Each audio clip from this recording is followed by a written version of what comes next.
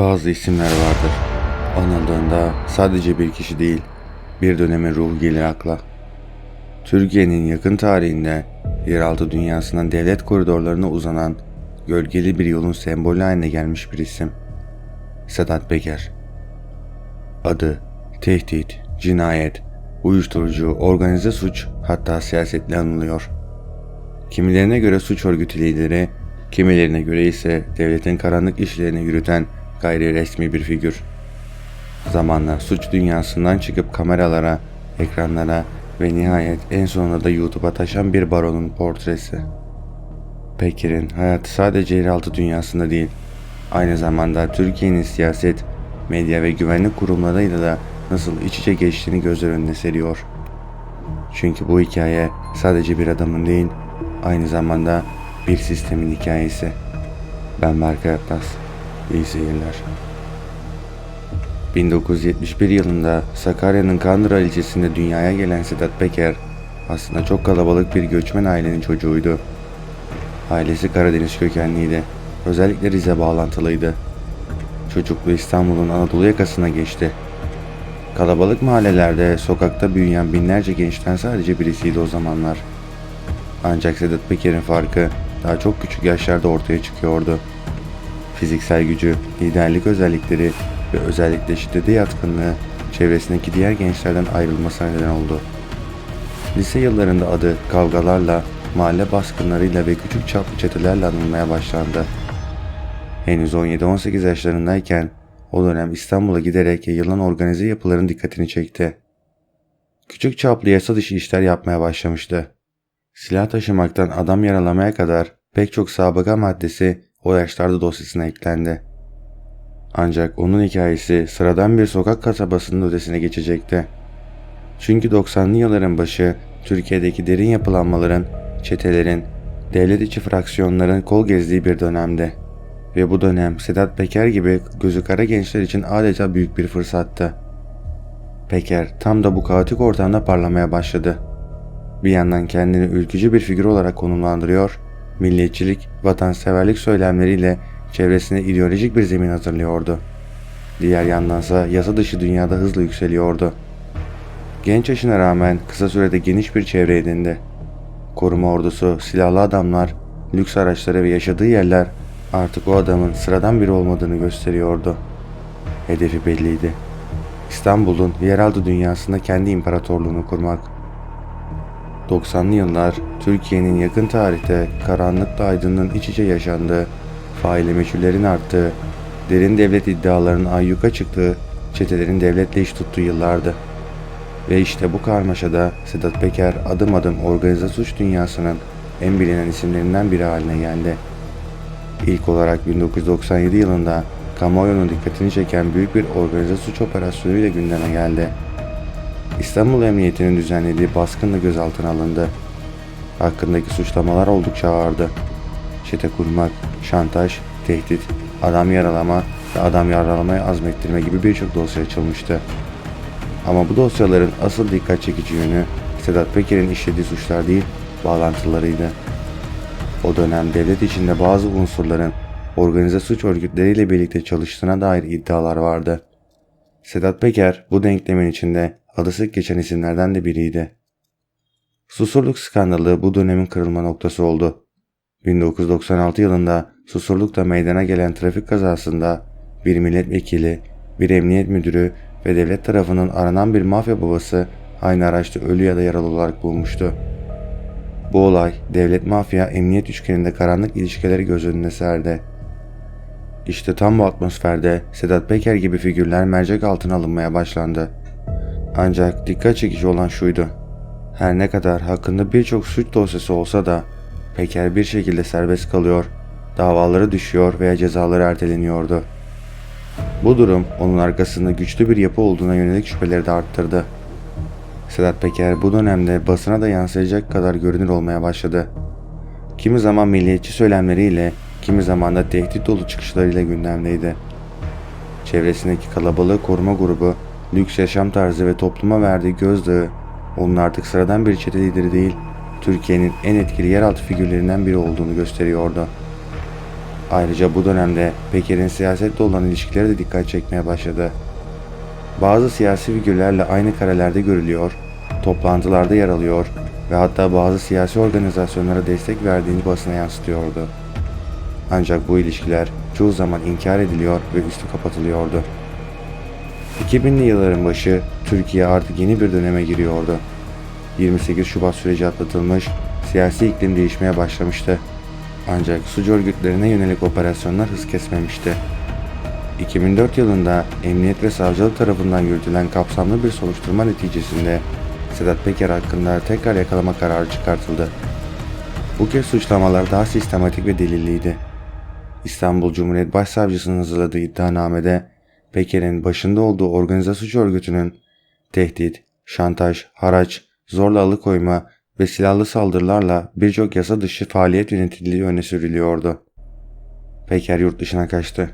Ancak 2005 yılında Romanya'da yakalanarak Türkiye'ye iade edildi. O dönem Türkiye gündeminde büyük bir yankı uyandıran bu iade süreci Peker'in artık sadece yeraltı dünyasında değil, kamuoyunun göz önünde de önemli bir figür haline geldiğini gösteriyordu. 2007 yılında mahkeme kararıyla çıkar amaçlı suç örgütü kurmak, yönetmek, tehdit etmek suçlarıyla 14 yıl 5 ay hapis cezasına çarptırıldı. Bu ceza organize suçlarla mücadele kapsamında verilen en uzun süreli kararlardan biriydi. Fakat Sedat Peker cezaevinde geçirdiği yıllarda sadece bir mahkum olmadı. Cezaevi onun için adeta bir yeniden doğuş süreciydi. İçeride kendisini yeniden inşa etti. Özellikle lider figürünü pekiştirecek şekilde davrandı. Ziyaretçileri hiç eksik olmadı.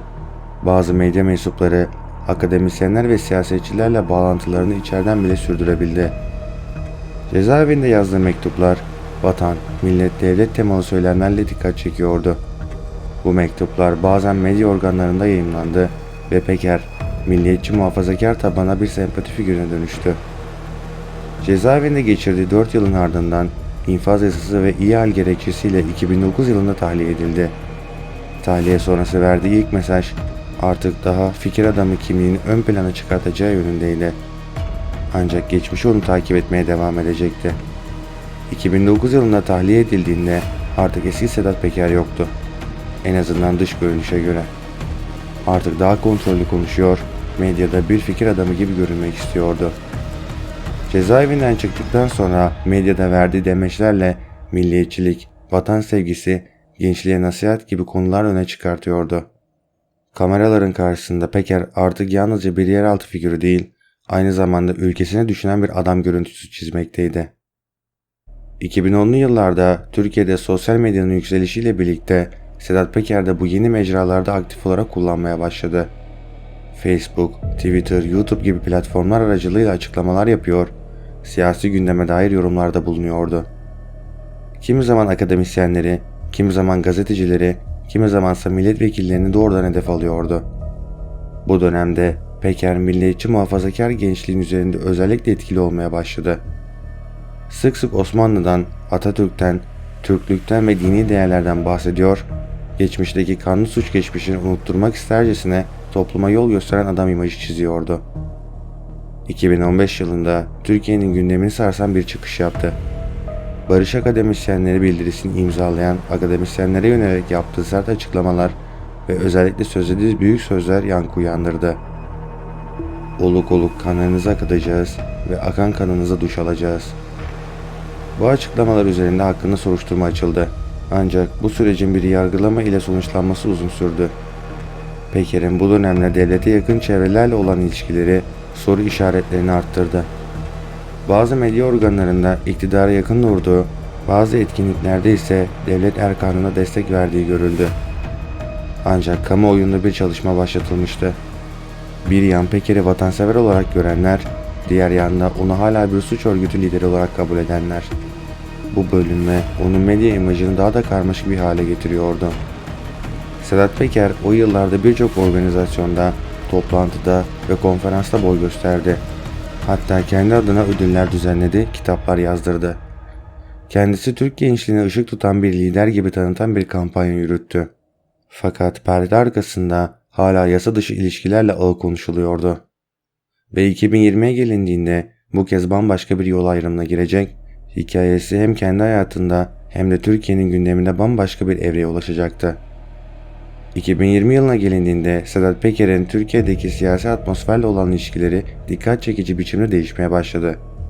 Daha sonra devlet erkanlarına övgüler dizen, milliyetçi çıkışlar yapan Peker bu kez yavaş yavaş geri çekilmeye başlamıştı.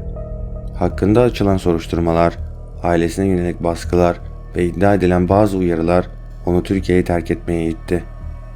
İddialara göre Sedat Peker bir gün yakalanacağı ya da susturulacağı korkusuyla ülkeyi terk etti. Önce Balkanlara, oradan da Birleşik Arap Emirlikleri'ne geçti. İşte bu kaçış modern Türkiye siyasi tarihinin belki de en büyük dijital depremlerinden birini yaşatacaktı. 2021 yılına gelindiğinde Sedat Peker ardı ardına yayınladığı YouTube videolarıyla Türkiye'yi adeta sarstı. Milyonlarca izlenen bu videolarda geçmişte yakın ilişki kurduğu siyasetçileri, bürokratları, gazetecileri ve iş adamlarını doğrudan hedef aldı. İddiaları da ağırdı. Uyuşturucu trafiği, cinayetler, ihale oyunları, kamu mallarının yağmalanması ve bazı bakanların doğrudan organize suçlarla ilişkisi. Özellikle dönemin İçişleri Bakanı Süleyman Soylu hakkında söyledikleri ülkede büyük yankı uyandırdı. Peker, kendisine koruma verilmesinden yurt dışına çıkana kadar birçok süreci bizzat Soylu'nun organize ettiğini iddia etti. Aynı zamanda bazı gazeteciler sus payı karşılığında kalem oynatmakla suçlandı. Videolarda ortaya attığı en sarsıcılardan biri ise Kuzey Kıbrıs'ta işlenen gazeteci Kutlu Adalı cinayetine dair devletin bilgisi olduğu yönündeydi. Bu uluslararası medyada geniş yankı buldu. BBC ve Al Hazer gibi kuruluşlar Sedat Peker videolarına özel dosyalar hazırladı. Ancak bir süre sonra Sedat Peker sessizliğe büründü. YouTube'da yeni video gelmedi. Twitter'dan attığı mesajlarda azalmaya başladı. Resmi olarak açıklanmasa da Birleşik Arap Emirlikleri'nin Türkiye ile ilişkilerini bozmamak adına Sedat Peker'e sosyal medya yasağı getirildiği konuşuldu. Bu süreçte Peker'in güvenliğiyle ilgili tehditler olduğu iddia edildi. Kimilerine göre susturulmuştu, kimilerine göre ise susmayı kendi seçmişti. Ama net olan bir şey vardı. Peker bir dönem Türkiye'nin gündemini belirlemiş ve artık geri planda kalmaya zorlanıyordu. Peker'in yayınladığı videolar bazı gerçekleri açığa çıkarmış olsa da hukuki anlamda ciddi bir yaptırımla sonuçlanmadı. İddialar hakkında resmi soruşturma açılmadı. Adı geçen siyasetçilerin çoğu açıklama dahi yapmadan yollarına devam etti. Ancak kamuoyu nezdinde güven duygusu ciddi şekilde sarsıldı. Devletin içindeki yapılar, medya siyaset mafya ilişkisi, genç kuşakların gözünde artık tartışmasız bir gerçeklik haline geldi. Bu kırılma uzun vadede siyaset ve toplumsal güvenin yapısını da etkileyebilecek güçteydi. Sedat Peker'in hikayesi yalnızca bir mafya liderinin yükselişi ve düşüş hikayesi değildir. Bu hikaye Türkiye'nin karanlık geçmişine, devletin kimi zaman kullandığı gri alanlara ve sistemin içindeki çürümüş noktalara tutulmuş bir aynadır. Bir dönem milliyetçi gençlerin idolü olarak sunulan bu adam, bir başka dönem devletin en üst kademelerini suçlayan ifşalarla karşımıza çıktı. Aynı kişi, iki farklı imaj, aynı sistem, iki farklı yüz. Bugün hala Birleşik Arap Emirlikleri'nde olduğu düşünülen Peker'in durumu belirsizliğini koruyor. Kimi onun hala güçlü bağlantılara sahip olduğunu düşünüyor, kimi ise kontrol altına alındığını. Ama bir gerçek var ki Sedat Peker'in adı Türkiye'nin yakın tarihiyle özdeşleşmiş durumda. Ben Berkay Atlas. Videoyu beğendiyseniz kanala abone olmayı ve bildirim çanını açmayı unutmayın.